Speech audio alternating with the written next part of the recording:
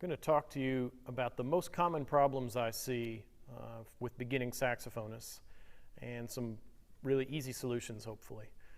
When you're dealing with tone problems and it seems like they have a generally well-formed embouchure, they're holding the instrument properly, and if something's not right, the first thing you should check is the reed.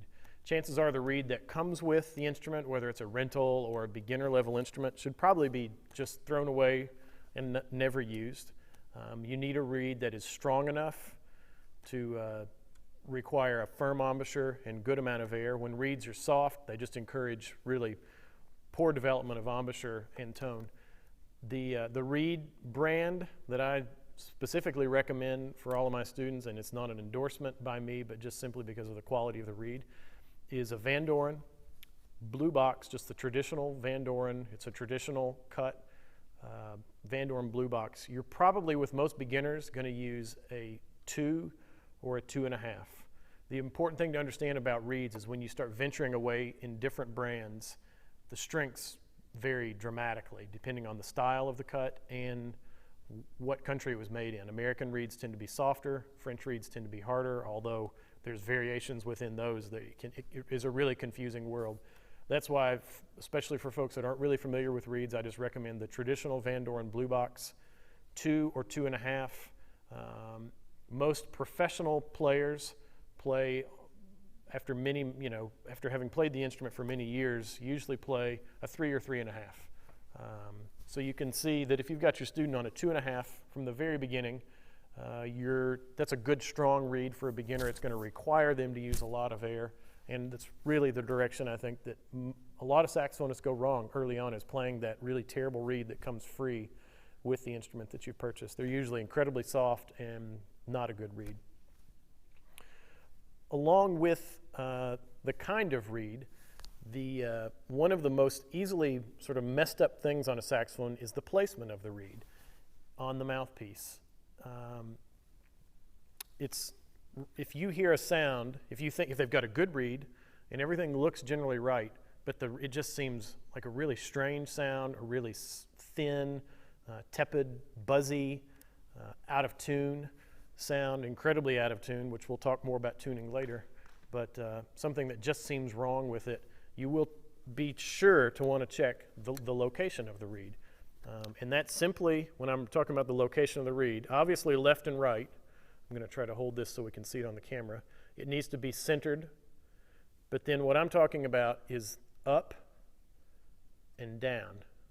I've seen beginning students all the time with their reeds down nearly that far.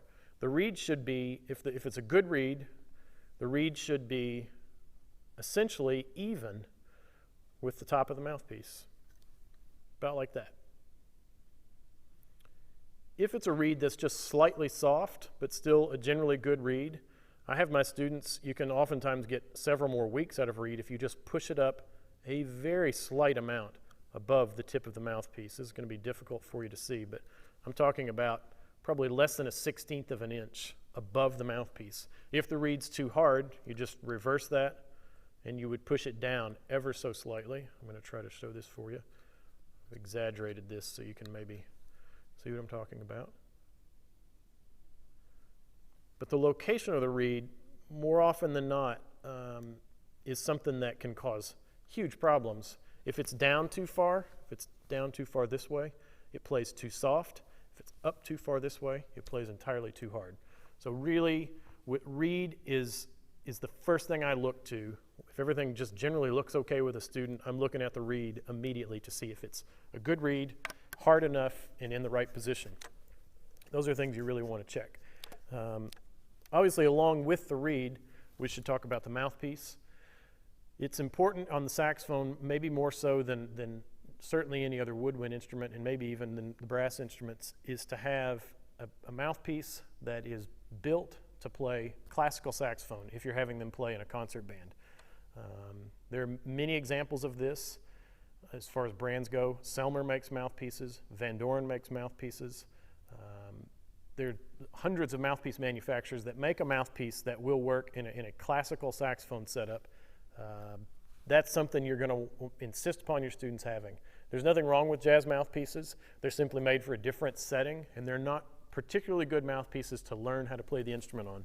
So you really want to, in the beginning stages, have them on a, quote, classical mouthpieces that are gonna give them a great chance of success with this. Typically they're larger chambered, so that means the part of the mouthpiece inside it, in here, is larger chamber, and the tip opening is relatively small. You combine a large chamber with a relatively small tip opening. That's the distance between the reed and the tip of the mouthpiece, the tip that you actually blow into. The large chamber and the tip opening combined make what is typically known as a classical mouthpiece. Those aspects are going to allow your students to have a really strong foundation in forming the embouchure and learning how to play the instrument. And they're also going to allow your saxophonists to blend with the other instruments in a band in a way that allows them to be a part of what's going on. It's a pet peeve of mine when we go to band rooms and see students with lots of problems that are being exacerbated by the fact that because they're playing on the wrong mouthpiece or a bad reed, that their band directors are having them play softer. If you're constantly having to tell your saxophonists to play softer, it's not because they're playing too loud, it's because they've got a problem that allows them not to be able to play soft. So you want to address the problem, and your saxophonist will really be a huge bonus for your band, and they can contribute in a really useful way, like the other sections in the band. One of the other common problems we see with saxophonists that you should really learn how to deal with is the really small sound that is moving very little air, having a difficult time getting anything to work right on the instrument. The way I deal with that with students is I call it my Siren Exercise, and you simply take the mouthpiece off and blow on it. It's going to present the student with an incredible amount of back pressure, way more back pressure than they're used to getting when they've got the saxophone on. At first they may not get any sound out, and that's okay. As they learn how to do this, they'll probably at first just be able to get a single pitch out. What you want to get them to do is sound like a siren. I'll just demonstrate that for you, and then we'll talk a little bit about what it's doing.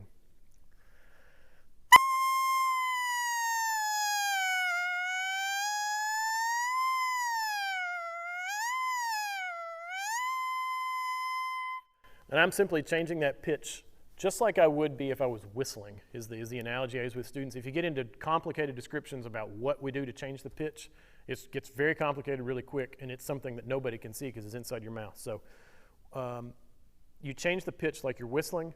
What this forces them to do is move their air faster and feel what it's like to have a little bit of back pressure against them. When they put the instrument back together and blow on it, they always get a better sound.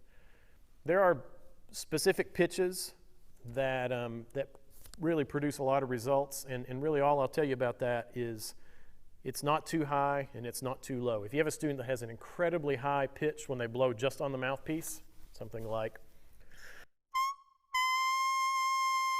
you can hear the pinched sound, or that kind of thing, there's something wrong. They need to be somewhere, it should be a comfortable, nice sound, and it's almost always, I would say 95% of the time, it's too high. So if it's a really high squeaky sound, have them just relax everything and get it down. But the way to do that is to simply that siren exercise, which is up and down. I think if you listen, if you look at all these things we've talked about in the common problems and some of the solutions and really focus on that, you're going to really give your students a lot better chance of success in your band program.